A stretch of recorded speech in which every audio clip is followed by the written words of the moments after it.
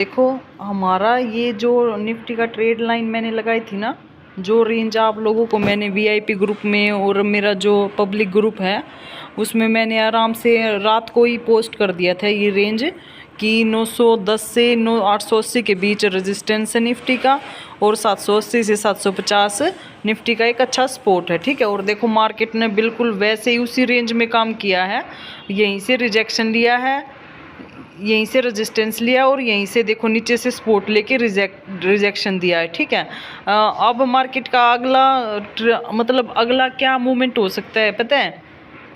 अब मार्केट है ना वापस से 880 के पास या 890 के पास आएगा। ठीक है, वहाँ से फिर से हमें पुट में एंट्री करने का मौका मिलेगा, क्योंकि जब तक ये इस रेंज को ब्रेक नहीं कर रहा है ना, इस मैं आपके लिए नए लेवल्स शाम तक डाल दूंगी। ठीक है, अब ये देखो आप लोग, जैसे ही हमारे सिग्नल है ना इसके बेस पे बनते हैं, ब्रेकआउट और ब्रेकडाउन के बेस पे। अब मैंने आज सुबह से ही ना मार्केट में पुट ज़्यादा से ज़्यादा ना पुट के ट्रेड डाले हैं, जैसे हमें सिग्नल बताते गए मैंने वैसे ही टाइप करती चली गई मैं। ठीक है, देखो मैं आप लोगों को समझाती हूँ कैसे हम काम करते हैं सिग्नल के बेस पे। ठीक है, देखो ये देखिए, देखो ये सिग्नल है ना हमें एडवांस में 15-20 मिनट पहले एडवांस में ना अवेलेबल होते हैं। ठीक है, जब भी मार्केट कॉल पुट का कोई भी रेजिस्टेंस या सपोर्ट बनता है ना, तो ये उसके साथ ही एडवांस में ड्रॉ हो जाते हैं। इससे हमें ईजिली पता चल जाता है कि मार्केट अब हम कॉल पुट को कैसे एंट्री करनी है या कब एग्जिट करना है। देखो अब जैसे ये इसके ऊपर क्लोज किया पुट ने इस ग्रीन एरो के ऊपर, तो हम पुट में एंट्री करेंगे। ठीक है, और देखो जैसे इसके ऊपर क्लोज हुआ है तो देखो 140 से कितना चला गया, ये 190 के आसपास तक। ठीक है, जब तक ये पुट अपने रेड एरो के सिग्नल के नीचे क्लोज नहीं कर रहा है ना, तब तक हम पुट में ही बार बार ट्रेड लेंगे, चाहे आप पोजिशन वाइज लो या फिर चाहे कैसे भी लो, चाहे स्कैल्प के लिए लो। ठीक है, जब भी इस एरो के पास आएगा ना पुट, तभी हम उसमें एंट्री बना लेंगे। एरो के पास पुट आएगा तभी हम एंट्री क्यों बनाएंगे? क्योंकि देखो उससे हमारा ना ये होगा कि एक तो हमारा एसएल बिल्कुल छोटा होगा, जैसे ही इसके पास आना शुरू हुआ हम अपनी एंट्री क्रिएट करते चले जाएंगे। एंट्री क्रिएट करेंगे तो देखो एसएल कितना होगा, सिर्फ 10 से 8 पॉइंट का एसएल। ठीक है, 8 से 10 पॉइंट का एसएल होगा ना, तो आपका बिल्कुल एसएल बिल्कुल मिनिमम हो जाएगा। ठीक है, ये बहुत ईजी है, लेकिन आप लोग पता नहीं कैसे पजल हो रहे हो इस चीज़ों में। जैसे ही इस एरो के पास आए ना, तो ये सपोर्ट का काम करेगा ये एरो। ठीक है, इसको बाउंस देने का काम करता है। देखो मैंने जो भी ट्रेड आप लोगों को पुट में दिए थे वो इसी बेस पे दिए थे। ठीक है, मैंने जब ये पुट 160 से डाला था तब भी देखो बाउंस करके कितना गया था, 180 तक। मैंने दोबारा से ये पुट 160 की रेंज में आया, देखो फिर से बाउंस हुआ।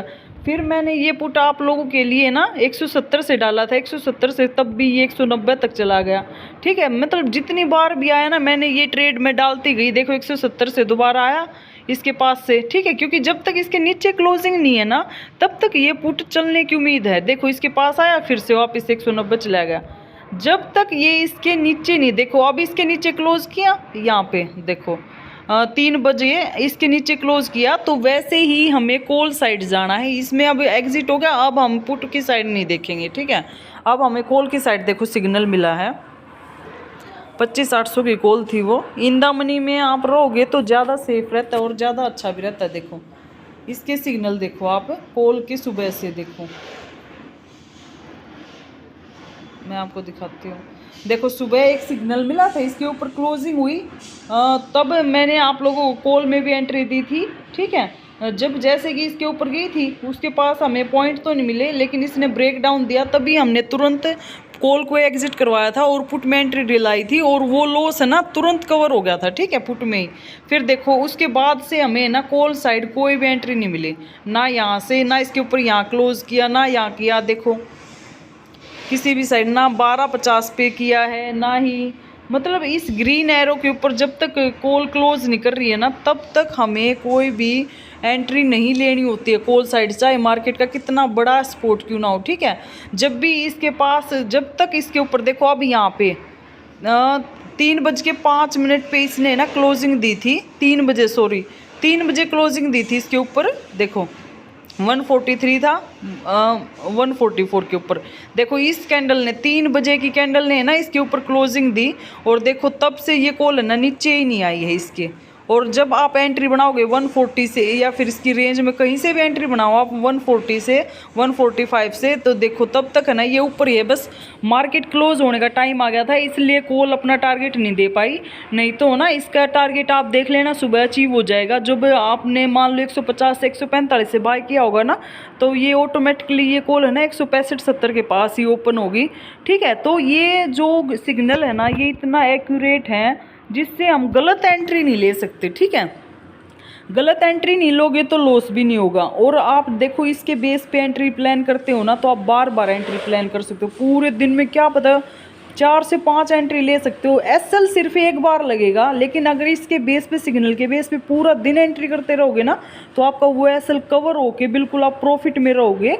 लेकिन आप लोगों को सिर्फ ये सिग्नल अच्छे से मतलब कि ट्रेड करने आने चाहिए। ठीक है, खुद से ट्रेड करोगे नहीं सिग्नल के ऊपर, तब आपको बिल्कुल कॉन्फिडेंस आएगा। ठीक है, तो आज का हमारा जो भी ट्रेड थे मैंने अपने ग्रुप में दिए थे, जो भी इस सिग्नल के बेस पे थे सभी के टारगेट हिट हुए हैं।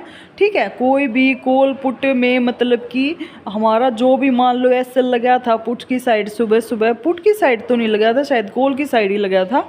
ठीक है, कॉल की साइड लगा था, हाँ जी कॉल की साइड एसएल लगा था। ठीक है, वो पूरे दिन में जो भी 2 से 3 ट्रेड मैंने पुट के डाले उन्होंने बड़े अच्छे अच्छे टारगेट दिए हैं 15-15 20-20 पॉइंट के। तो देखो इस सिग्नल के बेस पे जो भी हम ट्रेड लेते हैं या मैं देती हूँ, तो वो इतने एक्यूरेट होते हैं, आप विदाउट फियर के आप ट्रेड ले सकते हो। ठीक है।